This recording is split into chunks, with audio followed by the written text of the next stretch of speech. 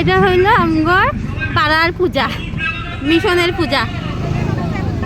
মিশনের পূজা কত সুন্দর, দেখো এই সাইডে দেখো, দাঁড়া দাঁড়া দাঁড়া আস্তে আস্তে যাও, এই সাইডে দেখো, আর এই সাইডেও সুন্দর, যাও। আর এই সাইডে সেলফি স্ট্যান্ড, খুব সুন্দর জায়গাটা, সুন্দর, যাও। প্রাইস রাখছে,